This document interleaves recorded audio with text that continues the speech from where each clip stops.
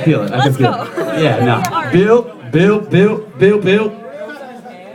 Bill Nye the Science Guy finally retired, let the character die. He grew his beard out and let his hair just fly. Yeah, see, you saw him at that opening of that Minnesota Science Center, right? He didn't tip you, left you no dimes in that night. But I'm sure he was a nice guy, but his pockets are kind of tight, so he didn't slip out them bills when you came in. Almost selected you right. That's all right. Almost only counts in horseshoes and hand grenades, and almost only counts in Bill Nye making you paid. So that's all right. We like Bill Nye because he came out and he played, but he didn't leave you with any prize money, so fuck him that day.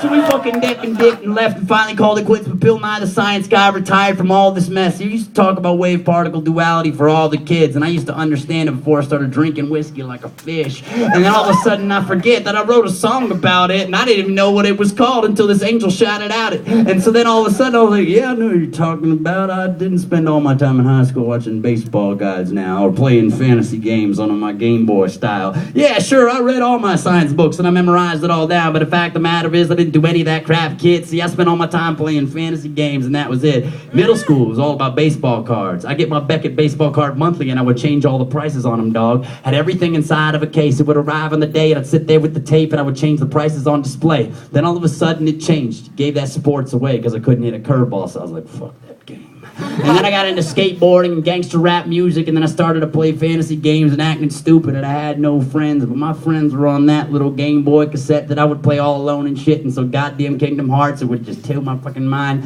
I would play that till the battery died, then read like Sherlock Holmes all night. Yeah, and I'm not even lying. I'm not even trying to make these topics fit. This is exactly what I was like when I was a 13-year-old kid. Yep, go friends. But that's okay, my friends, they did exist inside this virtual shit, and so I'd sit there and I'd play them on the video games for weeks of kids. If you understand what Kingdom Hearts is, it's probably one of the nerdiest video games ever to exist. Because it combines Final Fantasy games in the same place with the Disney universe. How dorky is that, babe?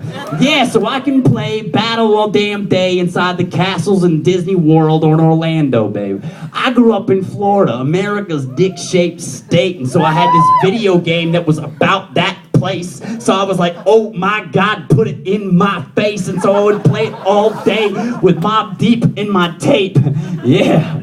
Honest to God, gangster rap aficionado, not even lie. I played video games all damn day and wouldn't even try to make friends because I had Wu-Tang Clan and Final Fantasy, and that's all that I want, right? And when I wanted to escape for a bit, I got Sherlock Holmes and I read all that, Hound of the Baskervilles and shit. And I finally called it quits from this until all of a sudden I found this other fantasy situation with mysteries that exist called the Mary Russell Mysteries, where this girl gets adopted quickly by Sherlock Holmes when she's only 15. This is a true, honest to God listening. This is one of the best book series I've ever read. It's historical fiction with Sherlock Holmes. Fucking put a bullet in my head. I want it. I have a stack of them above my bed. And it's about this little girl. I ain't afraid to admit this.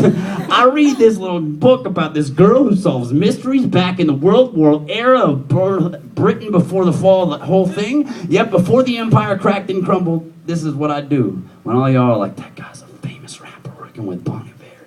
Like, that's sort of true.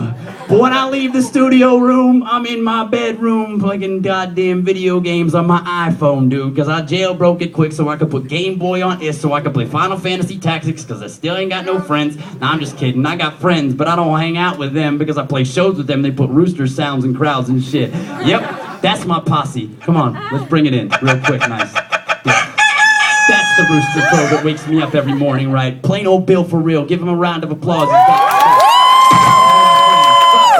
Bring it in.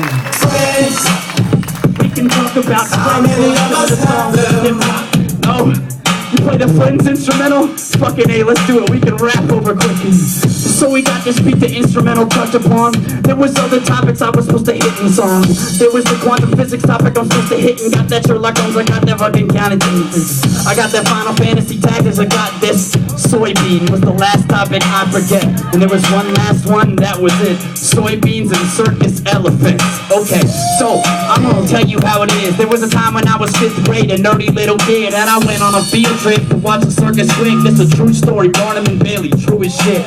So I was there with all my kids and their friends, and all the rich kids bought all the toys that mom would spend. But my mom couldn't afford to come, she had to work a job. So when the kids were like, I want those toys you got, I was like, ah shit, I only got these 2 quarters, what can I buy with this? And they scoffed at me quick. So after that I was fuck a circus, fuck a goddamn elephant that's kidnapped on purpose.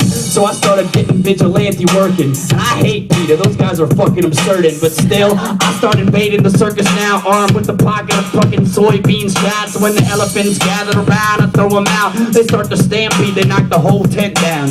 That's my gangsta rap action, Antarctic captain. I ain't caught a Glock pack, and this is how it happens. I ain't gonna bust job rule at a prison. I'm on a bunch of circus elephants about a Barnum Bailey listen. So that's the thug shit that I'm living. These are my friends, plain old Bill and a bunch of elephants get in. So thank you.